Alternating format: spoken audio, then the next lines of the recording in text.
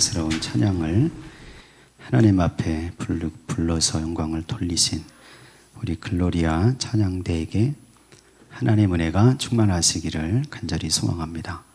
우리 바라기는 우리 찬양대원 모두가 2024년에는 하나님의 동행하시는 축복을 받으시고 소원하는 기도의 제목들이 하나님께 들려지시기를 원합니다. 그래서 그것이 내 욕심대로 내 뜻대로 응답받는 게 아니고 하나님의 말씀을 따라서 하나님의 뜻대로 응답받는 한 해가 되시길 원합니다. 우리 글로리아 성가대에게 우리 감사의 박수 한번 하겠습니다. 고맙습니다.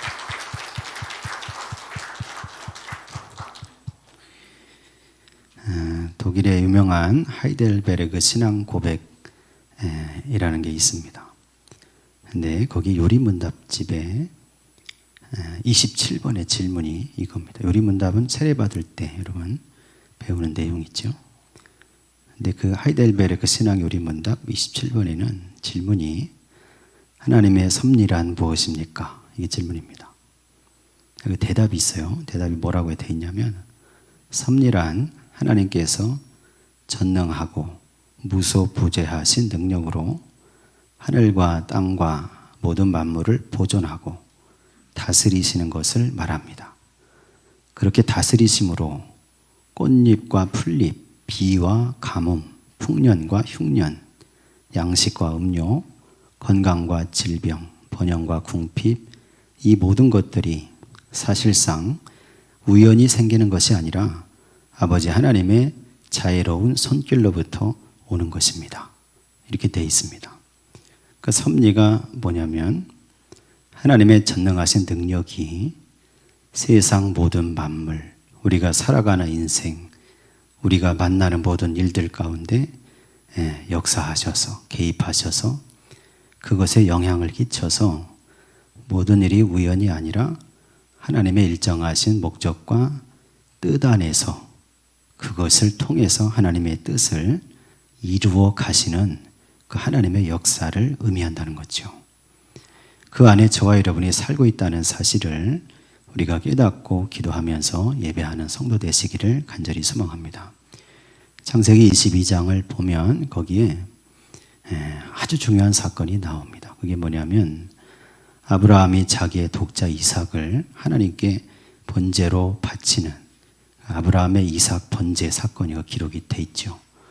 100살에 하나님의 약속을 통해서 받은 아들인데 그 아들을 약 17년쯤 지난 다음에 하나님께서 아브라함에게 말씀하십니다. 네 아들, 내 사랑하는 아들, 독자 이삭을 나에게 제물로 바치라는 겁니다. 아브라함이 밤새 고민했겠죠. 기도했겠죠. 그리고 나서 그 다음날 아침 일찍 준비를 합니다.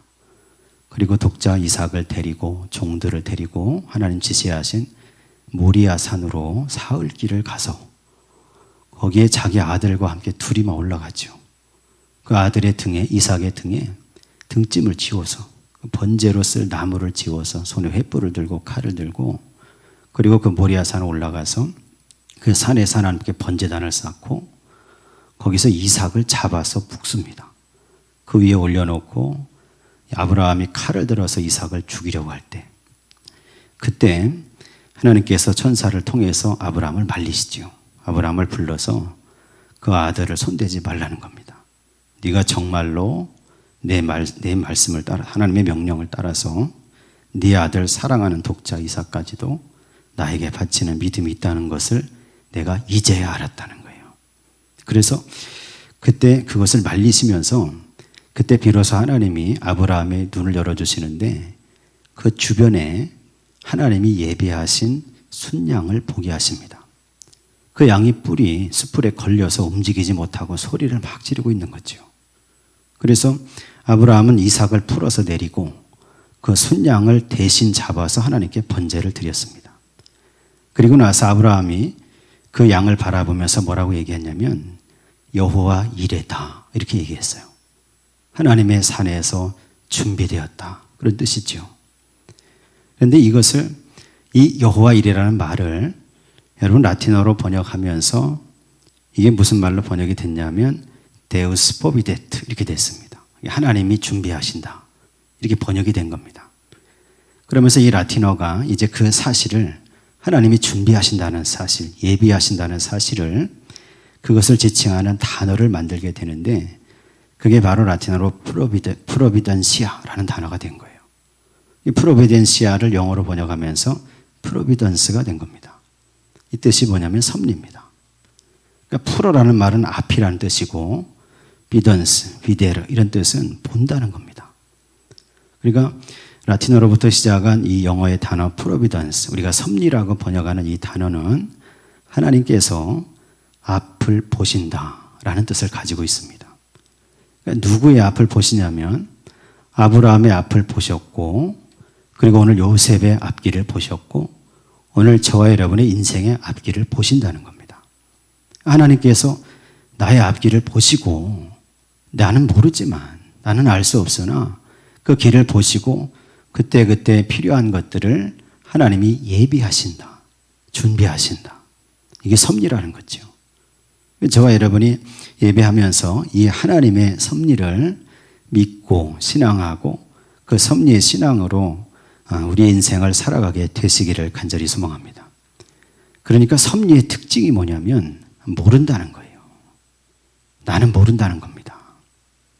순양을 예비하실 것을 아브라함은 몰랐습니다. 물론 아브라함이 이삭과 함께 산에 올라갈 때 이삭이 물어보죠. 번제할 어린 양은 어디 있습니까? 근데 그때 아브라함은 뭐라고 대답할 게 없습니다. 이삭을 죽여야 되니까. 그래서 그때 뭐라고 하냐면 그 양은 하나님이 준비하실 거야. 이렇게 말했어요. 믿음으로 말한 거죠. 알고 말한 게 아닙니다. 정말로 그 믿음의 말이 현실이 됐어요. 그러니까 우리가 현실을 살아갈 때는 지금 오늘을 살아갈 때는 하나님이 무엇을 예비하셨는지 어떻게 내 인생을 예비하고 계시는지 알 수가 없습니다. 왜 나에게 이런 질병을 주시는지 왜 내가 합격하지 못하게 하시는지 왜 나의 직장의 삶이 이렇게 안 풀리게 하시는지 왜 내 삶의 가정에 이런 어려움이 있는 건지 알 수가 없다는 거예요. 그렇기 때문에 우리는 하나님께 기도해야 되는 겁니다. 하나님은 섭리하시는 하나님이시라고 성경을 통해서 말씀하셨고 우리 인생을 예비하시고 보시고 필요한 것들을 공급하시는 분이시라고 말씀하시는데 저와 여러분이 기도하면서 그 하나님의 섭리의 역사를 통해서 내 삶에도 하나님의 도우시는 손길의 역사를 베풀어 달라고 간구해야 된다는 말씀이죠. 오늘 저와 여러분이 예배할 때 기도할 때 그런 은혜로 그런 마음으로 기도하는 성도가 되시기를 간절히 소망합니다. 요셉의 인생이 바로 그런 인생입니다. 창세기에 기록된 요셉의 인생을 처음부터 끝까지 쭉 읽으면서 묵상을 해보면 하나님의 섭리를 알 수 있습니다. 하나님이 예비하신 것을 알 수 있죠. 요셉은 원래 야곱의 11번째 아들로 태어납니다. 야곱이 가장 사랑했던 라헬이라는 아내의 첫 아들이기 때문에 야곱은 요셉을 얼마나 귀하게 키웠는지 몰라요. 위로 형이 10명이나 있습니다. 근데 요셉만 채색 옷을 지어서 입히죠. 이 채색 옷은 사실은 옷깃이 있는 옷입니다. 그 당시에 옷깃이 있는 옷은 누가 입었냐면 왕족이나 귀족들이 입는 거죠. 그러니까 요셉만 그 11명 아들 중에서 베냐민이 태어나기 전에 그 요셉만 딱 선택해서 야곱이 얼마나 요셉을 귀하게 애지중지 키우고 그에게 채색 옷을 입히면서 다른 형제, 다른 아들들보다 더 사랑하는 거죠. 그러니까 요셉이 17살이 됐을 때 노예로 팔려가는데 그 17살 되기까지는 사실은 요셉은 자기 집의 왕처럼 살았습니다. 생각해 보면 그래요. 그런데 요셉에게 또 하나님이 꿈을 주셨죠. 곡식단 11개가 일어나서 자기에게 절하는 꿈을 꿉니다. 그리고 해와 달과 11별이 자기를 둘러서서 절하는 꿈을 꿨죠. 그러니까 요셉은 그 꿈을 꾸면서 또 아버지의 사랑을 받으면서 자기 집에서 왕처럼 기고만장하면서 살아갑니다. 형들이 잘못하는 것을 고자질하면서 아버지에게. 그렇게 살다가 사실은 17살이 됐을 때 형들의 미움과 시기를 사게 됐고 형들이 양을 치러 도단까지 갔을 때 도단까지 아버지 심부름을 갔다가 형들의 손에 의해서 도단의 깊은 광야의 구렁 속에 던져지게 됩니다. 그리고 나서 미디안 상인들의 손에 의해서 그들에게 노예로 팔려지게 됐고 그 노예가 돼서 500km가 넘는 길을 끌려서 내려와 애굽의 노예로 팔리게 되는 겁니다. 노예로 팔릴 때 여러분 아시죠? 보디발이라는 사람이 애굽 바로의 군대 장관이에요. 근데 이 사람이 노예를 구하다가 요셉을 발견하게 됐고 그를 데려다가 자기 집에서 노예로 종으로 삼아서 그렇게 데리는데 그때 요셉이 하는 일을 보는 겁니다. 너무나 하는 일마다 잘 되고 잘하고 지혜가 있으니 그를 자기 집의 총무로 자기 집을 관리하는 집사로 세운 겁니다. 요셉은 열심히 그 일을 했죠. 그런데 보디발의 아내가 그를 유혹했고 그것을 요셉은 뿌리쳤고 그래서 그 아내가 모함해서 요셉은 이번에는 모함을 당해서 그 집에 있었던 왕의 죄수들을 가두는 감옥의 죄수로 갇히게 됩니다. 요셉의 인생을 여러분 살펴보면 그의 인생이 노예가 됐다가 죄수가 되는 거예요. 하나님이 왜 이렇게 하실까? 요셉은 몰랐습니다. 어떻게 알겠어요? 나중에 요셉이 감옥에 있다가 누구를 만납니까? 거기서 바로의 술 관원장, 떡 관원장을 만나게 됐고 그들의 꿈을 해석해 주게 됐고 술 관원장이 복직이 되고 그리고 나서 바로 왕이 또 꿈을 꾸는데 그것을 해몽할 사람이 없으니 그때 술 관원장에게 요셉이 생각이 났어요. 요셉을 불러 올려서 그 꿈을 해몽하게 되고 그래서 요셉은 이제 바로의 신임을 얻어서 애굽의 총리가 되는 겁니다. 애굽의 총리가 되기까지 그때 요셉의 나이가 30살이니까 약 13년의 세월을 노예가 되고 죄수가 되는 인생을 살아간 겁니다. 그 13년의 세월 동안은 도대체 요셉은 알 수가 없습니다.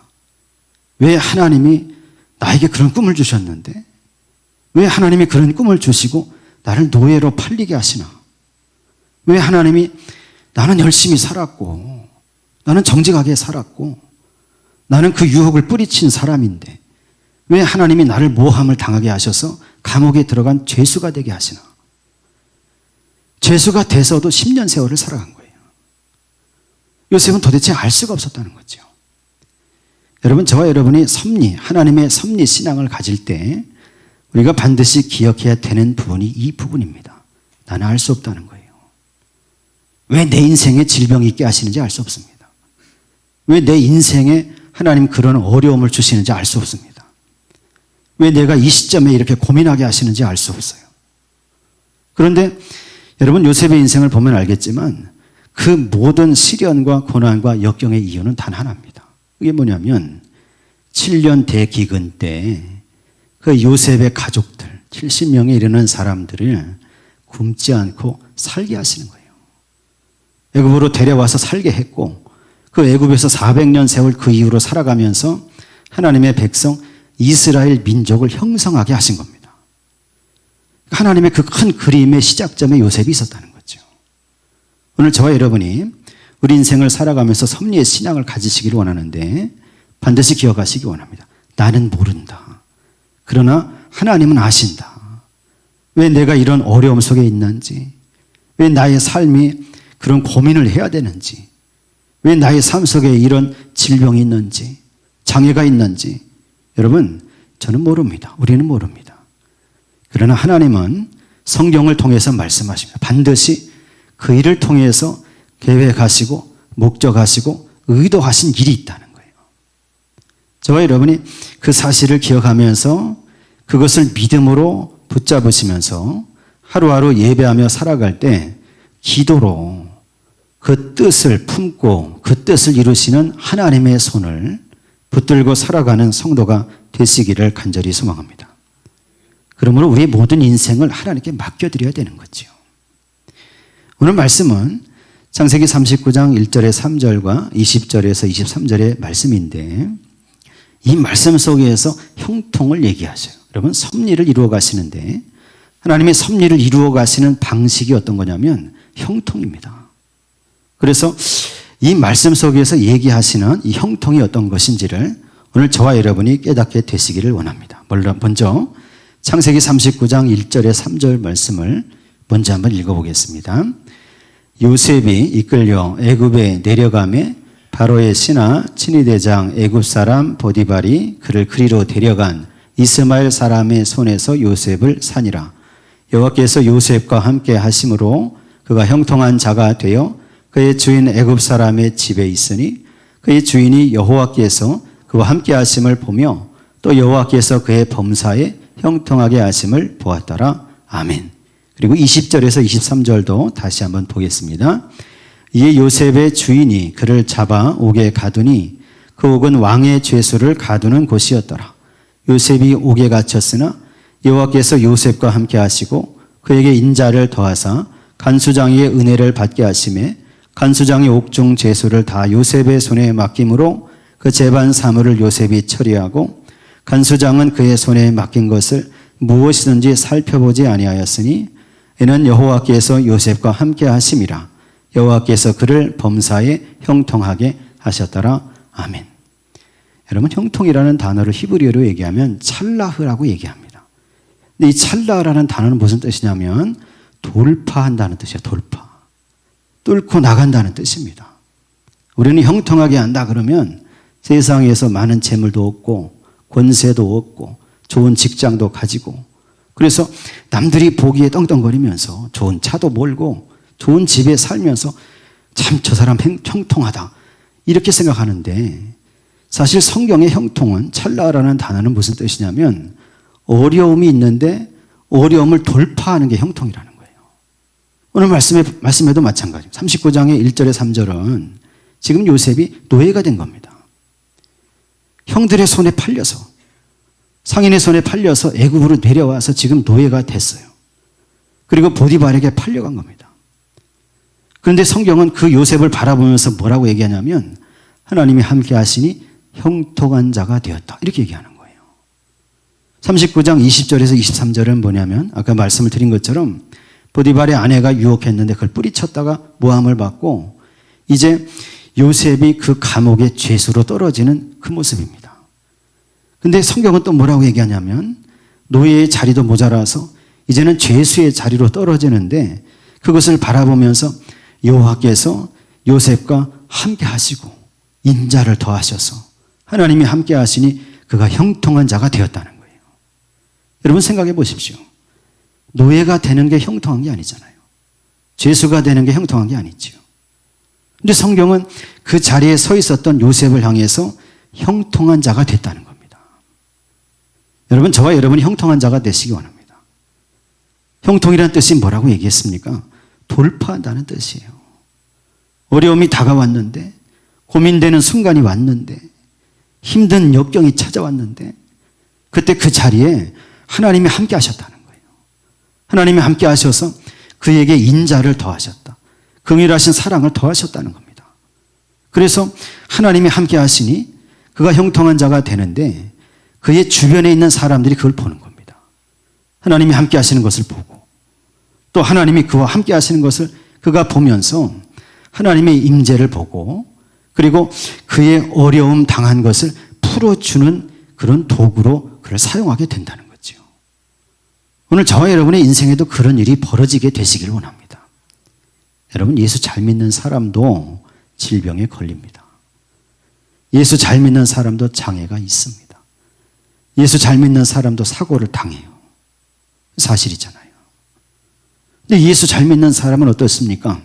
질병과 고통과 상해와 사고와 여러 가지 일들을 만날 때 그때 진심으로 하나님께 부르짖어 기도하면 섭리하시고 형통하게 하시는 하나님의 은혜가 거기 임한다는 거예요. 하나님의 긍휼하신 사랑이 거기 임한다는 겁니다. 그래서 그 어려움 당한 상황을 넘어갈 수 있고 그걸 뚫고 돌파해 나갈 수 있는 지혜를 주신다는 거죠. 그걸 넘어갈 수 있는 돕는 사람들의 손길을 붙여주신다는 거예요. 그걸 돌파할 수 있는 하나님의 능력의 역사가 그의 삶을 통해서 그의 어려움 당한 상황을 통해서 그것이 드러나고 나타나게 된다는 겁니다. 2024년도를 살아갈 때 열어갈 때 저와 여러분에게 그런 형통의 복이 임하시기를 간절히 소망합니다. 요셉은 그런 사람이었어요. 하나님이 어려울 때 도우시고 함께 하시고 주변에 있는 사람들을 움직이셔서 감동하셔서 결국에는 하나님의 뜻을 이루게 하시는 그런 인생을 살게 하셨다는 거죠. 저와 여러분의 인생에도 그런 하나님의 은혜가 임하시고 형통의 은혜로서 한 해를 살아가는 성도들 되시기를 간절히 소망합니다. 그러면 하나님의 섭리와 형통을 우리가 묵상하고 믿을 때 우리가 반드시 기억해야 되는 것 첫 번째는 내 뜻대로 이루어지지 않는다는 겁니다. 아니, 내 뜻대로 이루어지지 않아야 축복이라는 거예요. 내가 원하고 바라는 일들이 있습니다. 소원이 있고 소망이 있죠. 근데 사실은 실제로는 그대로 되지 않아요. 저와 여러분이 소망을 가지고 품고 기도하면 그것이 내 뜻대로 이루어지는 것이 아니라 하나님의 뜻대로 이루어질 줄로 믿습니다. 저와 여러분이 섭리와 형통의 신앙을 가지고 있으면 그걸 깨닫게 됩니다. 이것이 내 소원대로 이루어지는 것이 복이 아니고 하나님의 말씀과 하나님의 뜻대로 이루어지는 것이 참된 복이구나. 저와 여러분은 그 사실을 깨닫는 성도가 되시기를 간절히 소망합니다. 두 번째 우리가 생각해야 될 사실은 뭐냐면 내가 실패했다고 하나님이 실패한 게 아니라는 거예요. 여러분 사도행전 16장 보면 빌립보 교회를 세우고 빌립보를 전도하는 바울의 얘기가 나오죠. 바울과 실라가 전도여행을 떠나서 하나님 복음 빌립보에서 전했습니다. 근데 거기서 귀신 들린 여종을 만나게 되죠. 그 여종이 따라오면서 막 방해를 합니다. 그러니까 사도 바울이 돌아서서 예수님의 이름으로 명령해서 귀신을 쫓아냈죠. 근데 그 귀신 들린 여종이 뭐 하는 사람이었냐면 귀신의 힘을 빌어서 점치는 사람이에요.